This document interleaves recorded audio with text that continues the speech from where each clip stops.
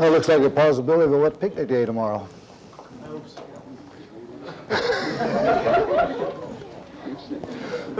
One man not in favor of picnic day. All right, you started discussing the properties and types of ion exchange resins when the time ran out in the last lecture. I explained that the ion exchange resins were hydrocarbon networks. They're composed of cross-linked or styrene and divinyl benzene formed by the copolymerization of those two substances. And of course, to the network, the ionizable groups, the ones that are responsible for the exchange properties, are attached. Now, there are several properties of these resins that determine their action when used for exchanging cations or anions.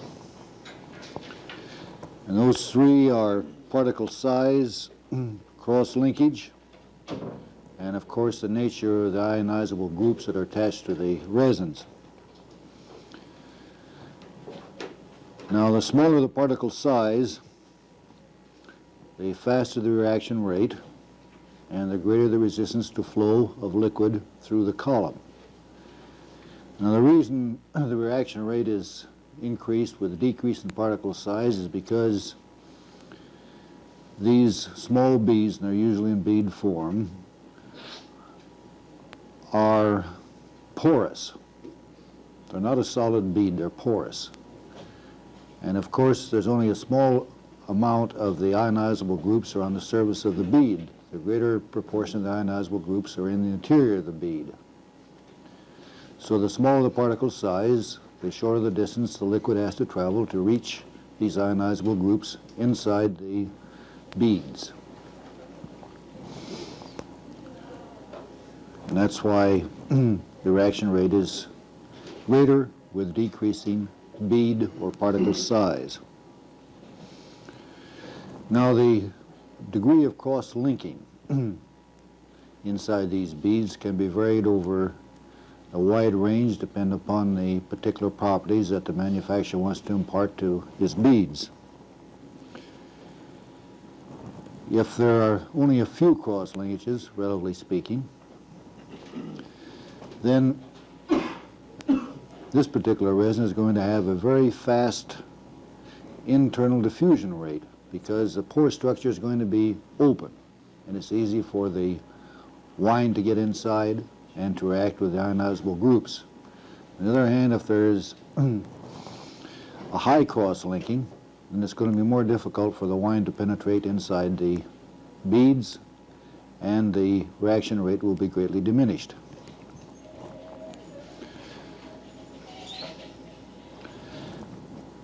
What's preferable? You make a compromise, as you usually do on practically everything. Because the lower the cross-linking, the higher the internal diffusion rate, the less specific this particular resin will be for certain ions. If you have a wide open interior surface, then all of the cations or anions, depending on whether it's a cation resin or an anion resin, will be able to penetrate easily. And all of these cations and anions that penetrate will be able to react with the ionizable groups that are inside the resin. On the other hand, if you want to make the resin much more specific for certain cations, then you increase the cross-linkage and make it more difficult for the larger molecules to penetrate.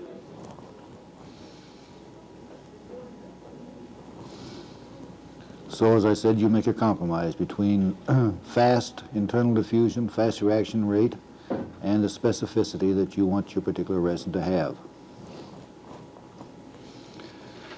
Of course, the most important characteristic of the resins lies in the nature of the ionizable groups that are attached.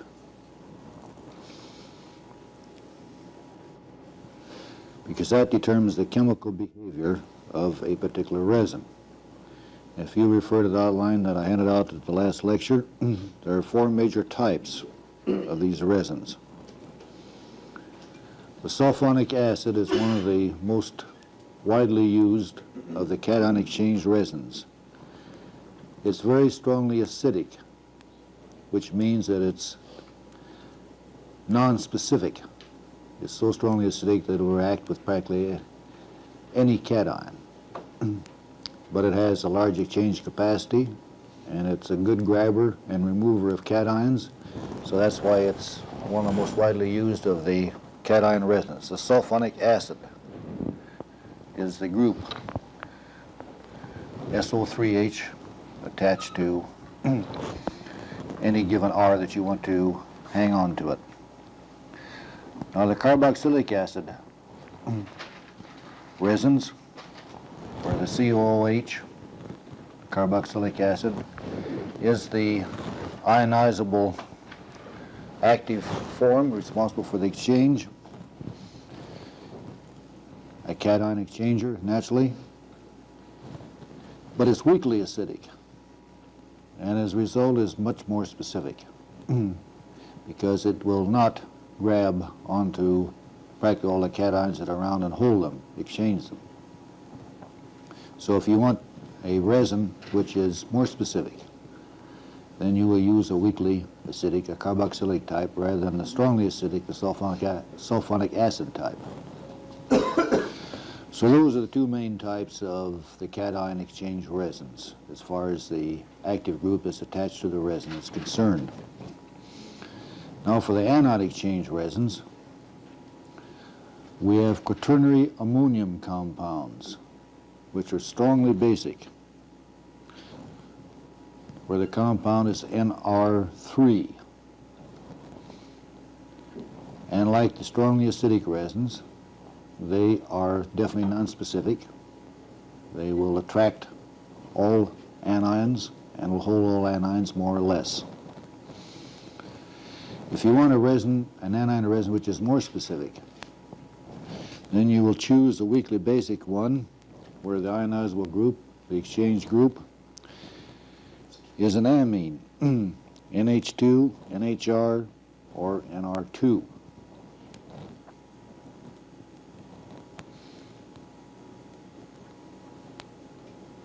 Any questions on this?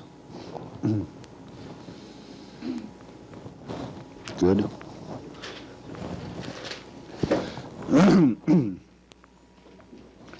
Now, in addition to the characteristics or the properties of the resin itself, another factor which plays a rather important role in the action of these substances when they're used on wine, and I'll confine my remarks to wine naturally, is the effect of the regenerant that is used. In other words, what do you use to regenerate the resin?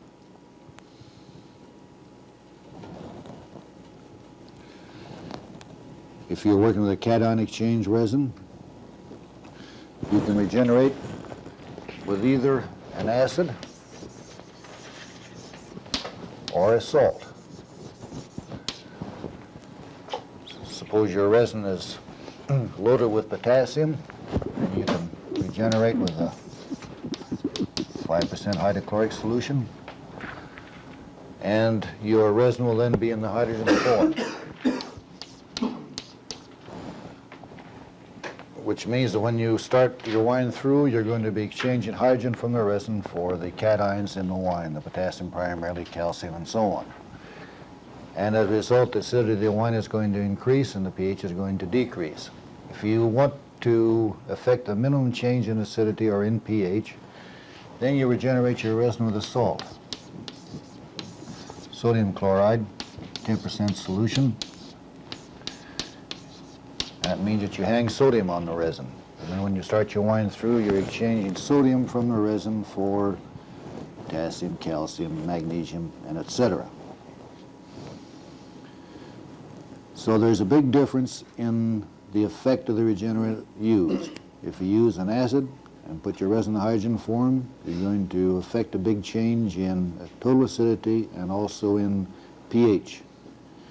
If you regenerate with a salt, put sodium on the resin, then you're going to have very little effect upon the acidity or the pH. but you're going to increase the sodium content of the wine because you're going to exchange sodium for potassium and calcium and so on.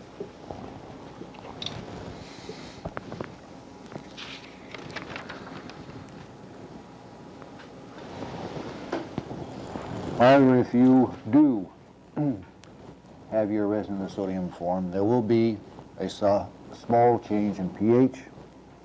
Generally, it'll raise it anywhere from a fraction to as much as 2/10 of a pH unit.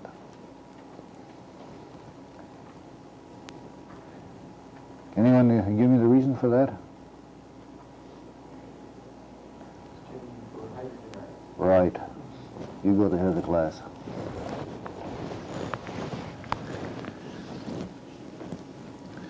The anion-exchanged resins, you have a choice.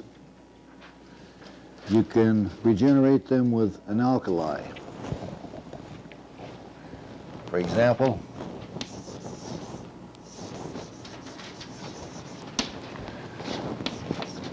sodium hydroxide. And it'll be in the OH form. And you'll start exchanging hydroxyl groups on the resin for the acid anions, tartrate, malate, so on. And the net result will be a big decrease in acidity and a big increase in pH. Just the opposite effect of when you are exchanging with a cation resin in the hydrogen form. If you don't want to affect the acidity or the pH, or affect it as little as possible, then you can regenerate your resin, or charge it, whatever you want to call it, with an organic acid anion. Tartrate, citrate, malate, succinate, any one of those. Then you'll exchange this particular anion for the other anions that are in the wine. So, like with the cation resins, you have your choice of affecting the pH with an anion exchange or not, depending upon what you use to charge your ionizable group to regenerate your resin.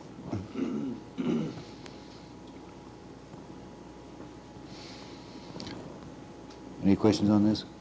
Yes, what are the circumstances under which you do an anion exchange? Doing an anion exchange? I'll come to that a bit later, and then if it's not clear, you can ask me a question again. Yes? How many times can the resins be regenerated? I really don't know. Several hundred times at least. The limiting factor in the reuse of resin is the attrition of the resin, the mechanical attrition of the resin. What do you mean by that? The wearing away of the particles, just from mechanical action. Because in the actual exchange itself, and especially in the regeneration, the resin is agitated, both with liquid and also with air, and there's mechanical abrasion of the particles, and they will gradually wear away. This is particularly true of the anion resins. The cation resins are much more resistant to mechanical abrasion. It's also possible for the resins to become fouled. This is particularly true of the anion resins, to become fouled with pigments and tannins and so on. When that happens, it then requires special treatment to regenerate the resin, using an alkali treatment to regenerate the resin. But that is not the limiting factor. It's mechanical abrasion that's the limiting factor.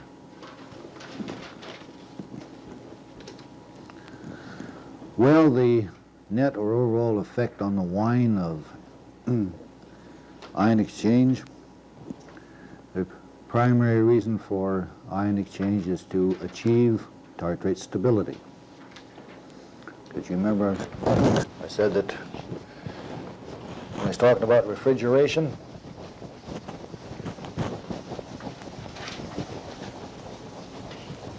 that we're primarily interested in removing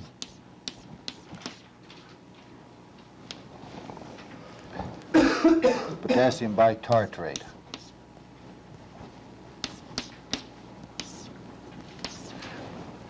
And Since the solubility of the potassium bitartrate is dependent upon the amount of potassium and the amount of the tartrate, that is, a bitartrate ion is present, we can either remove it as a salt, which we do by refrigeration. We drop out potassium bitartrate because lowering the temperature of the wine decreases the solubility, or we can achieve the same results by taking out potassium with a cation exchange resin, or by taking out the bitartrate anion with an anion exchange resin.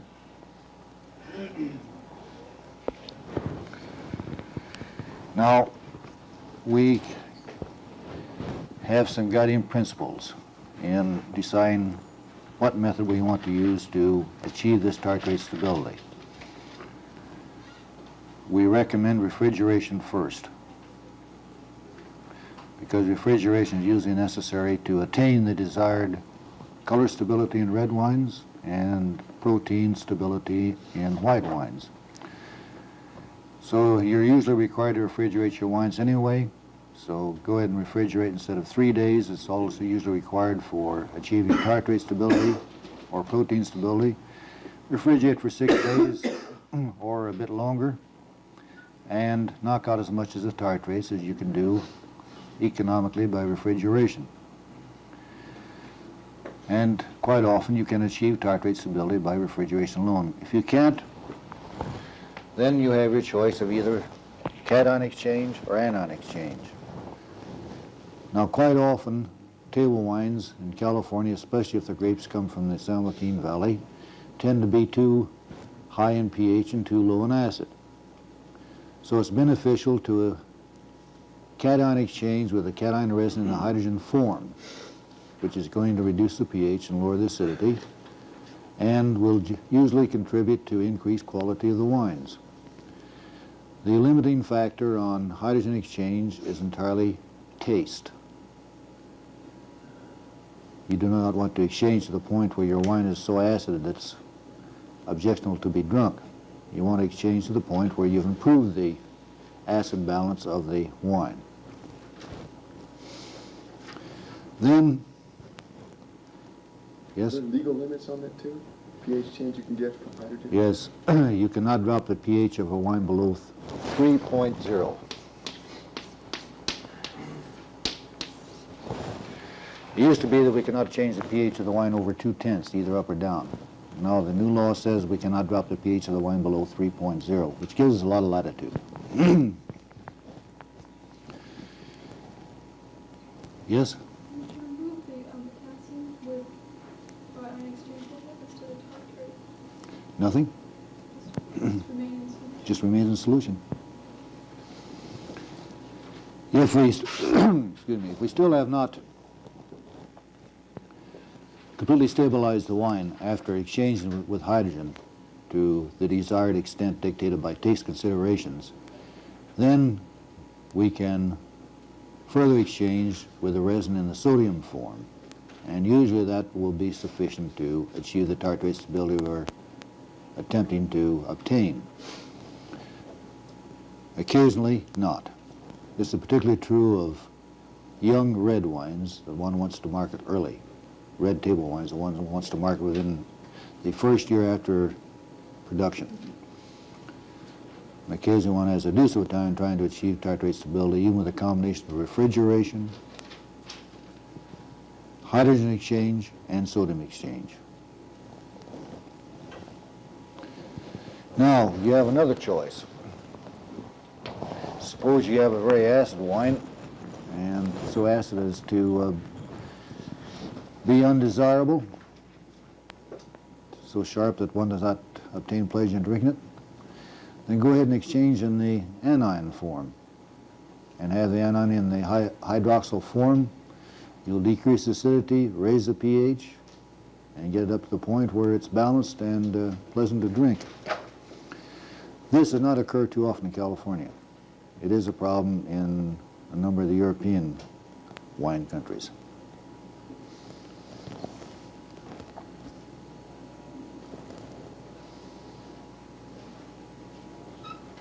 And you have a third choice. If you don't want to change the pH and you don't want to use hydrogen in the cation form, then use the cation or resin regenerated with sodium, exchange your wine there, and then put it through an anion column with the resin in the, say, the citrate form. And if you put through equal amounts in both, you end up with the same pH and the same acidity that you start out with, but you've gotten rid of the potassium and you've gotten rid of the tartrate. Citrate. Citrate is soluble. That is, the salts of citrate, the salts that are found in wine of citrate, are soluble compared with the salts of tartrate. You said for regenerating anion, you could use malate, citrate, or tartrate. If you use tartrate, wouldn't that be just putting it back in? Yes. Suppose you have a tartrate deficient wine. Not very apt to occur, I will admit.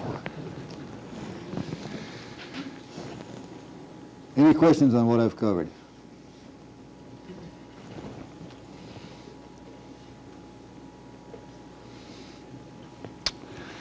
Well, the method of use of these columns.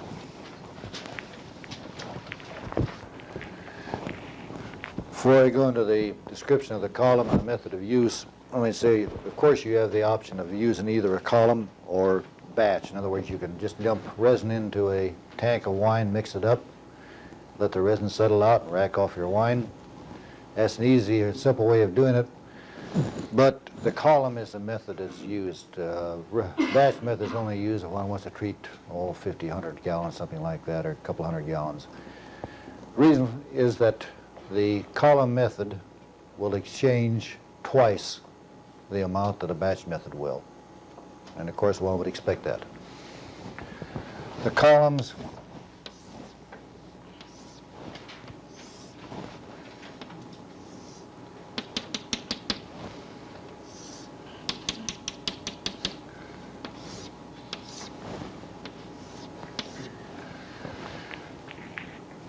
can range from very small to very large. The largest column I know of in use right now, I think, is 500 cubic feet, holds 500 cubic feet of resin.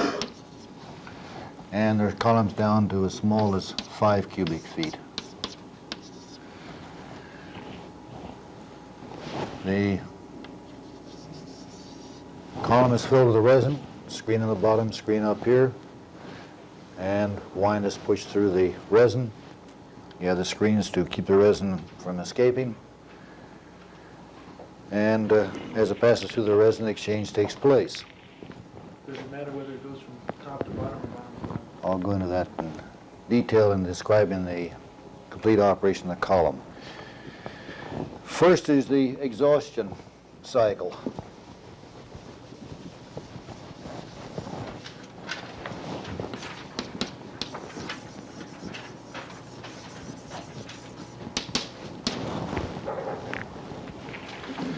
That means passing the wine through the resin until the exchange capacity of the resin is exhausted. If you keep on putting wine through the resin after it's completely saturated or the exchange capacity is exhausted, then you'll start pushing off potassium, and you'll be increasing the potassium content of the wine that you're putting through rather than decreasing it. So you keep passing wine through the resin until such time as you have reached the equilibrium point, and then you stop, because you don't want to start increasing the potassium content of the wine that you're attempting to treat. When that occurs, the next thing is blowing.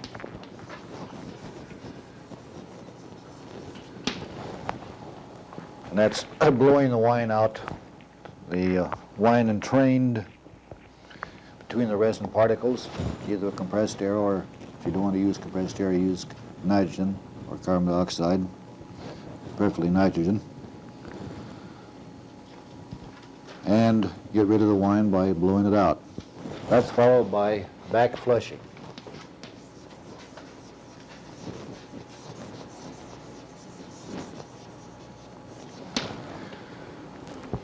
The exhaustion cycle, the wine is going from the bottom of the column, coming out the top. When you back flush, you reverse it. You put water in the top and take it out the bottom.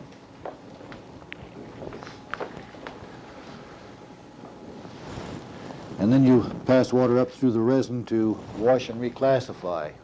In other words, you put the water in at such a rate, this is from bottom to top, that the resin will be broken up. It tends to channel during the exhaustion cycle. Just like putting sand into a tube and then putting water into the bottom, you see the sand will all rise up and swirl around. Well, you do the same thing with the resin. To wash it out, remove any material that has clung to the resin, loose material. And the back flushing then is followed by the regenerating cycle.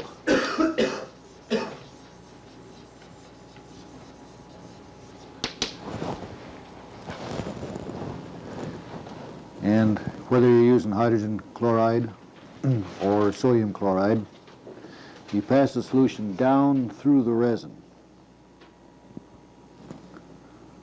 And the regenerating cycle, you pass the solution through at about a fifth of the rate that you pass the wine through when you're exchanging.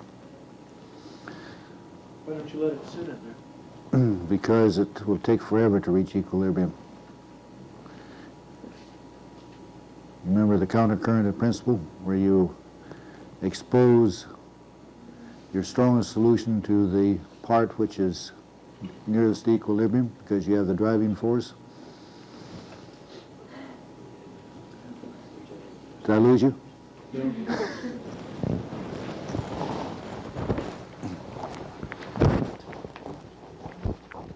going to throw myself here. Well, suppose you have a 10%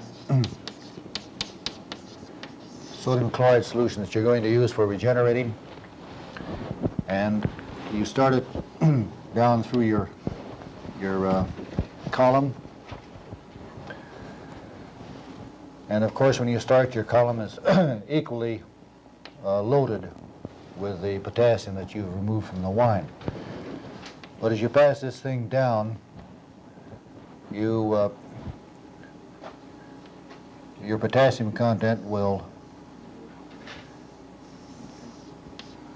go like this. It'll be less and less here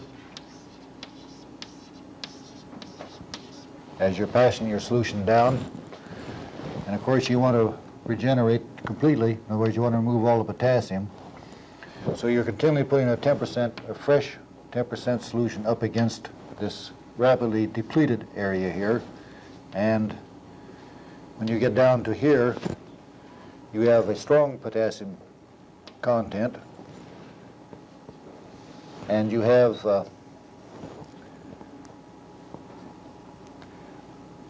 the sodium chloride solution reacting down here, but with a stronger driving area up here where you have fresh sodium chloride solution to drive out the decreasing amount of potassium. Why don't they throw in a 10% solution at first, and then after a while throw in a 20% solution, so the bottom really gets cleaned up? It's not necessary. You can do it with a straight 10% solution.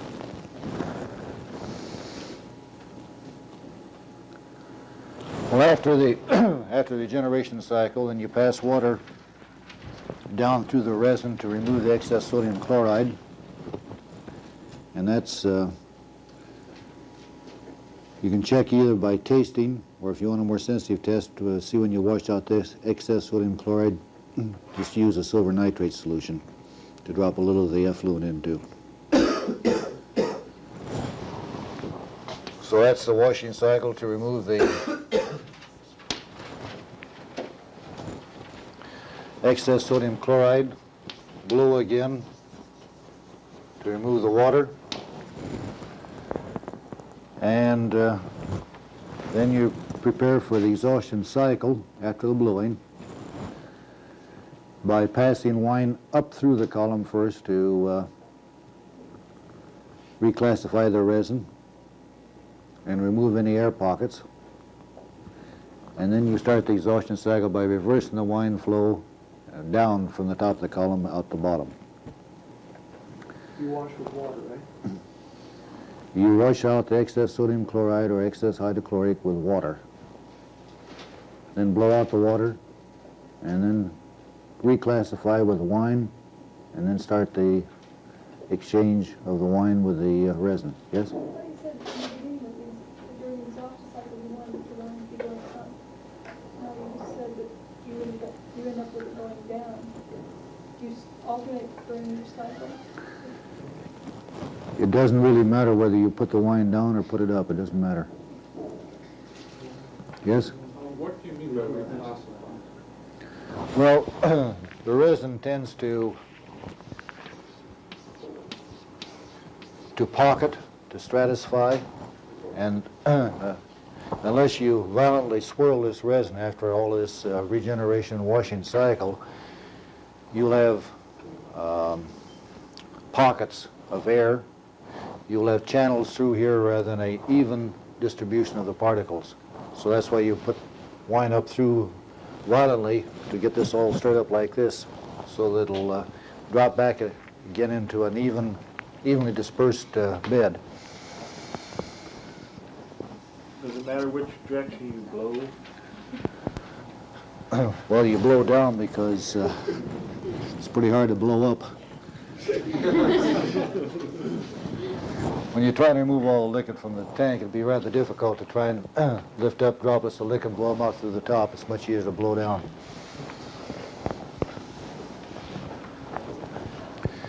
Any other questions? How clean does the wine have to be when you run it through a column?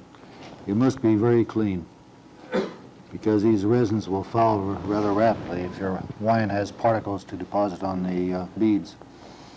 How can you tell how long the foul is going to last? You just have to keep testing the wines that comes out. Well, you know by experience, you analyze your wine for potassium content, and you know the amount of potassium that you'll be removing per 1,000 gallons of wine for the size of your column, and you know the capacity of your resin, so you can just calculate ahead of time how long it's going to take.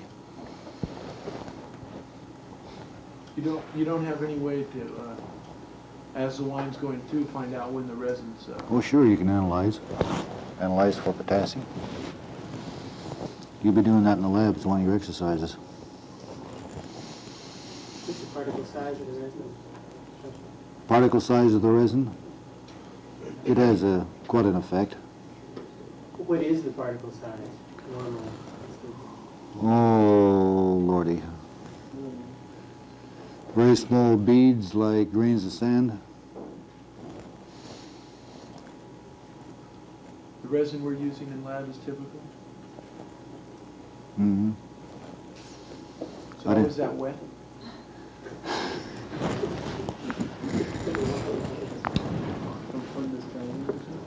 You can buy the resin in dry form, but it usually comes in the packed wet form. Well, in general, the greater the cation content of the wine, the larger the amount of cations that can be removed by a given quantity of resin, which is something you would expect because you have a greater driving force. So if you have a wine that's high in potassium content, you can get a greater amount of potassium out for a given amount of resin if it's lower in the potassium content.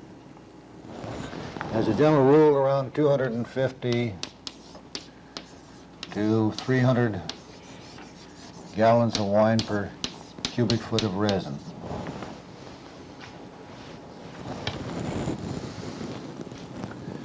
You don't treat all of the wine.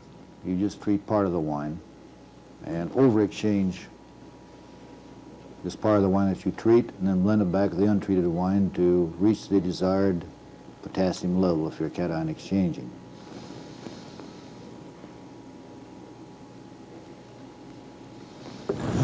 And the divalent cations, like calcium,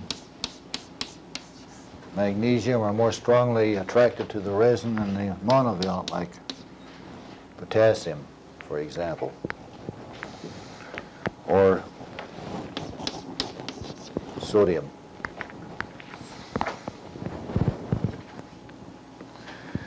And that's the reason why the if you're treating a wine by cation exchange to achieve potassium bitartrate stability, you don't have to worry about the possibility of having a calcium tartrate problem.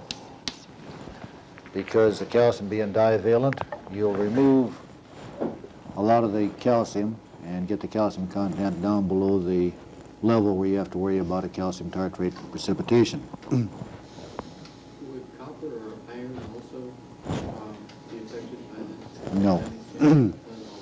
Reason for that is the mass action law, of course, holds. And the most common cation that you have in your wine is potassium. Potassium contents of the wines will normally range from 500 to as much as 4,000 in a very young red wine. Whereas your calcium contents usually from about, say 30 up to, say 70. And normal iron contents, say 3 to 5 for iron, and 1/10 to maybe 2/10 for parts per million of copper. So that's why these reds are not effective for removing iron or copper, because of the mass action law. The potassium just swamps them.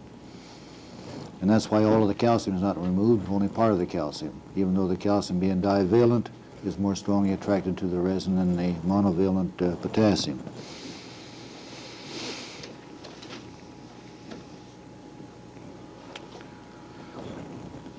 Yes? When you calculate how much of the wine to run in wine exchange, do you figure that all of the potassium essentially is removed? No. No. What value do you use? The first fraction of wine through the column, the potassium will be practically completely stripped out. And then as the column becomes more and more charged with potassium, you'll take out less and less until the point is reached where potassium content of the treated wine will be equal to the potassium content of the incoming wine. So it's necessary to run a chemical analysis afterwards? No, after you've run a column for a while, you'll have acquired enough experience that you can calculate and come out very closely to the amount of wine you should run through the column to reach your desired potassium content.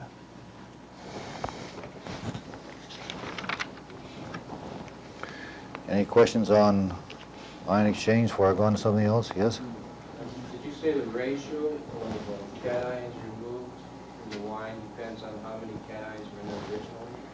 Yes, the proportion of the various cations that are present and the valence of the cations.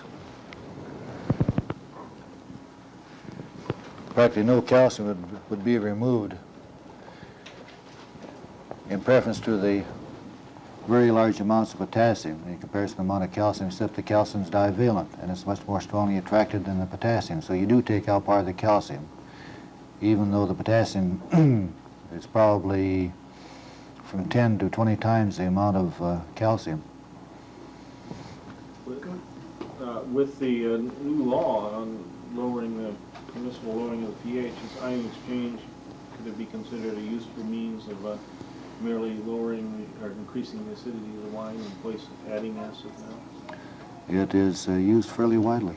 For quality wines as well? No, this quality wines, pardon me, are non-premium wines. Let's call them non-premium wines. Particularly the wines made from grapes grown in the San Joaquin, which tend to be high in pH and low in acid compared with the coastal county grapes. It's becoming fairly widespread practice to exchange these wines with the resin and hydrogen form, because it does increase, and particularly true of reds, where it'll brighten the color and give them the freshness, fruitiness that they don't have at the higher pHs. Yes? What about the flow rate? Flow rate? Gallons per minute Oh, frankly, I've forgotten what the flow rate is. Don't know. I'd have to look it up. Yes? Is there other major damage done to the wine besides changing the pH and the total acid? Major damage. What are the things that are done? If you over-exchange, and this is true particularly if you have your resin in a sodium form, and I'm not referring to over-changing from the standpoint of tartrate stability at all. From the standpoint of change in quality, your wines will acquire a kind of a salty character and an off taste that is highly undesirable. Is this applied to the hydrogen exchange as well as Well, the hydrogen exchange, you can over-exchange there if you make your wines too acid only. it doesn't affect quality of the paint? And in the earlier days of the use of ion exchange here in California, after all, it's only about 15, 16 years that we've been using it. Some of the wineries thought this is the best thing since, what's the old expression, sliced bread. Anyway, they might have a wine with 2,000 parts per million potassium that they want to remove, which represents a terrific amount of exchange. And they can knock it out all right, but then they really change the quality of their wine in doing so. The other danger is that wines are quite often prescribed by doctors as inducing a light degree of euphoria, increasing appetite, and so on. It's been quite widely used, especially recommended for homes for the aged and so on. But wines are regarded as being very suitable for this sort of thing, particularly due to the fact that they have a low sodium content, and which is true. The natural sodium content of wines probably averages around 100 parts per million. Well, if you have a wine that's been exchanged and has 2,000 parts per million, and a doctor prescribes this to someone who has circulatory problems compounded by high sodium, it could be disastrous. So rather than to run that risk, the industry has voluntarily placed a limit on the amount of sodium that they will allow in their wines of 300 parts per million.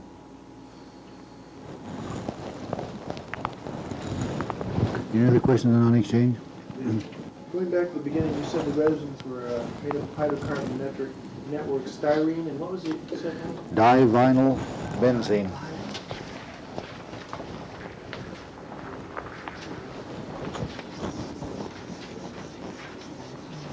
Have they tried any other hydrocarbon networks besides these two? Yes, I don't know what they have, but these are well, this is the one that's used. This is all resins. To the best of my knowledge, yes. There may be some special application of resins that have a different matrix, but I don't know of them. Did you say earlier that the smaller particle size increases resistance to flowing through the column? Right. Just like having, say, a gravel bed. The finer the particles of gravel, the more resistance to flow there's going to be. From what you said about how the sodium chloride affects your wine quality, it would seem that you would want to do the cation exchange with hydrogen chloride and then come back with an anion exchange if you were trying to keep the quality high. I'm glad you brought that up. That's something I forgot to tell you. All right. Anion exchange is very tricky to use. It's one of the best ways I know of, if improperly used, to ruin a wine. There are only one or two wineries in the state that use anion exchange in conjunction with cation exchange, and requires very, very close laboratory control. It's usually anion exchange followed by cation exchange if you use the two. Like for getting rid of your H pluses and then your sodium and then putting in citrate instead. The kind of thing you say would be tricky to do? Yes, because anion exchange can have a very decided effect upon the quality of the wine if it's overdone. So it's not recommended for routine use. by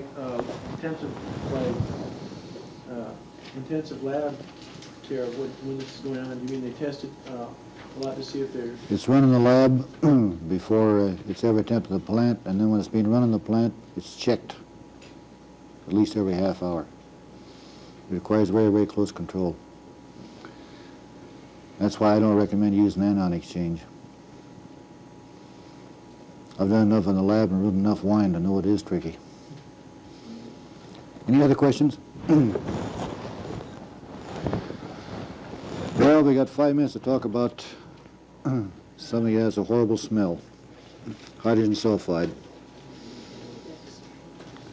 I think all of you have had inorganic analysis by now, so you certainly should be familiar with the smell of hydrogen sulfide since it's the most common precipitant that's used. Unfortunately, it also appears in wine under certain circumstances. And it's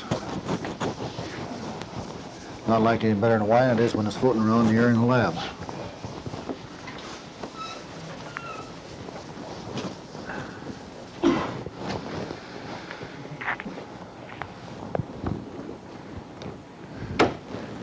There are a number of factors that affect its formation. Well, let me backtrack a bit. The substrate for the formation of hydrogen sulfide is sulfur, powder, elemental sulfur, sulfur dust, sulfur powder, whatever you want to call it, and SO2, sulfur dioxide.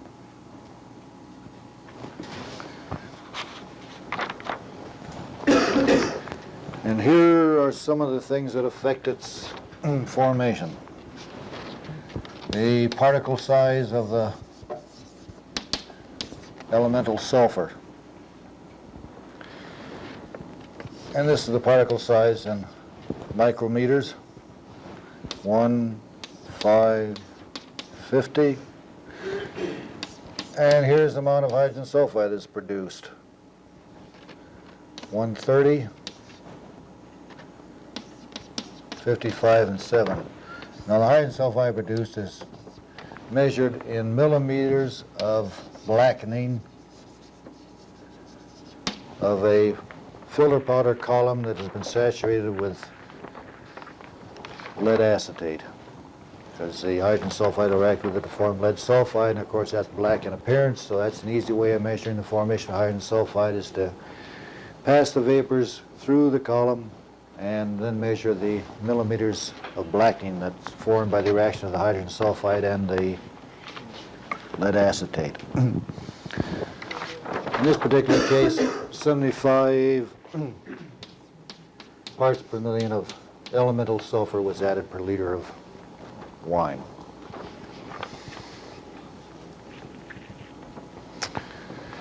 And another thing is the particle, as the pH.